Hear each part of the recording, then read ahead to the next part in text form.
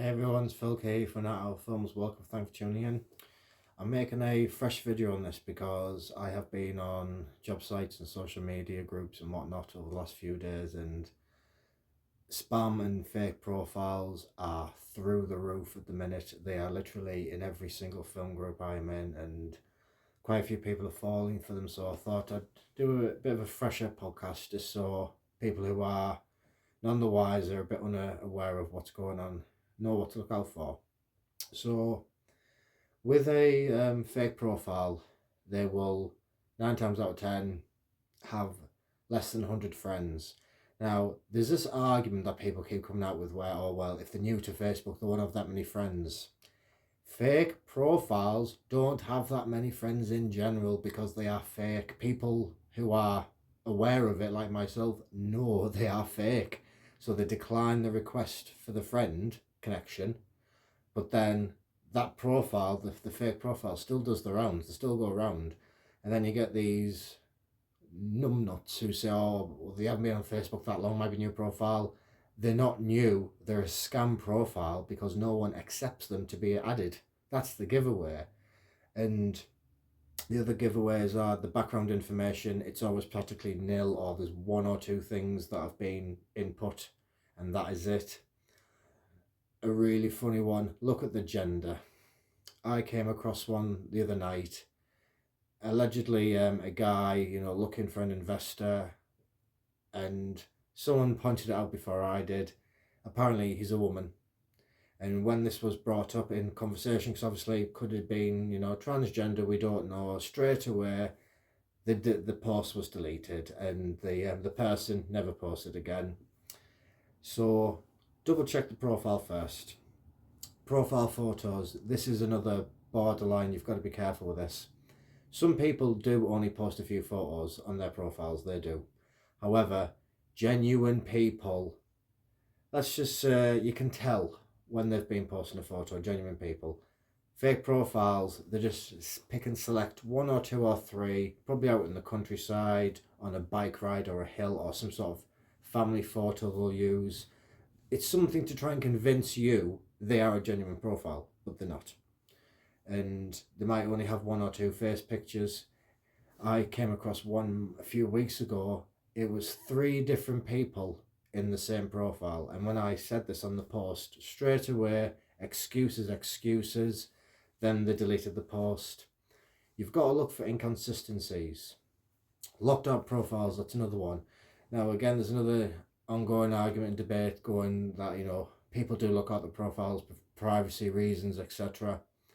When you come across a profile that is locked out, look at the post in general of what they're asking for. Genuine people do not mind you checking up on them. They don't. In the UK, if you want to know if a business is legitimate, we use Companies House Limited. And it doesn't give you all the answers, but it draws a picture for you as to whether there's a genuine business or whether it's a dodgy business. It's the same with online. If you are genuinely speaking to someone who is genuine, they will not mind you asking questions. Yes, there are some questions they might have signed an NDA if they're serious about it that they can't talk to you about straight away. But again, scammers will use also that as an excuse. They will say, oh, well, I've signed an NDA, so I can't tell you anything. Genuine people, though, who are looking for an investment or help or support, they will pull you to one side and they'll say, look, come back at a later date and I can talk about that more in detail. I just can't do it today.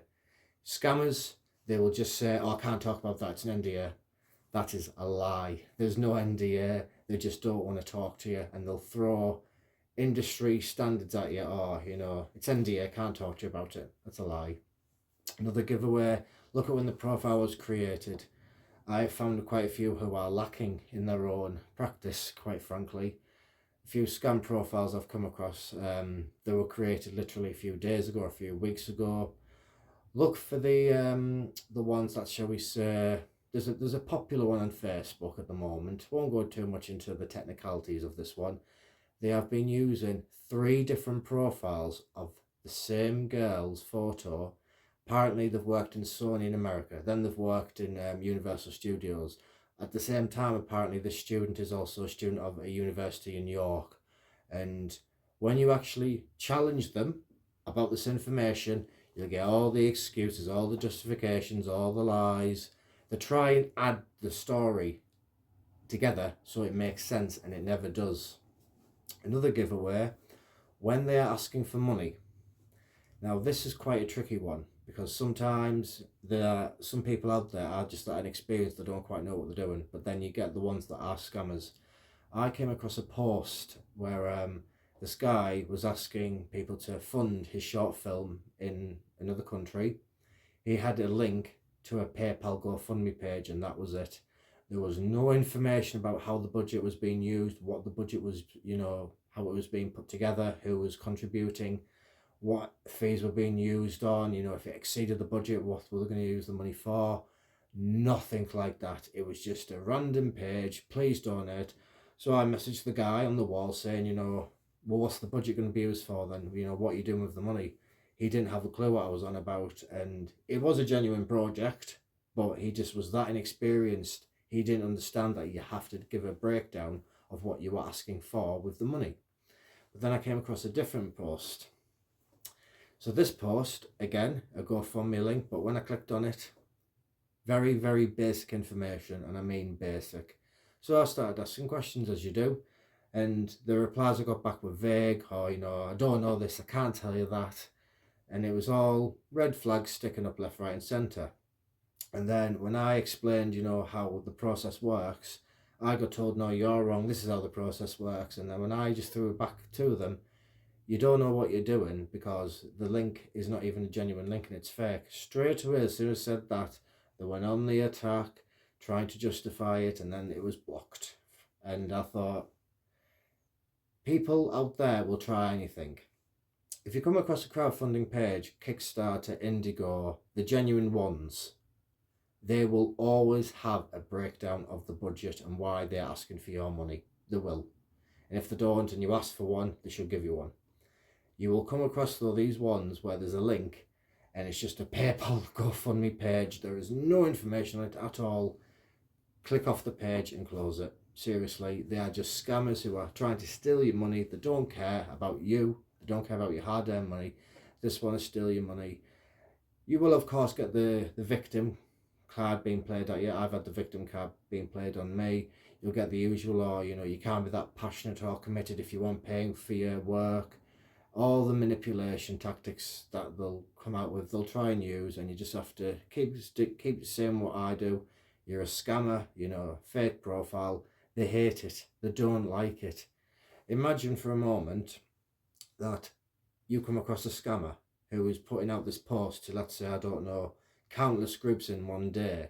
They do not like just one person exposing them because that means everyone will see they have been exposed, and then that scammer can't make any money from that day. They hate it. Another giveaway is when they start swearing at you or becoming verbally abusive on social media.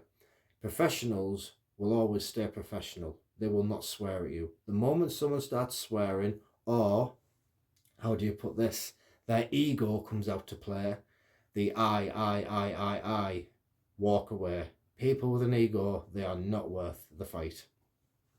Now, with the end of the year is approaching, and a lot of projects, it's that time of the year where the projects don't really lift off as much as they would during the summer because of the winter months coming. Scammers are going to get desperate. They're going to get hungry for free cash.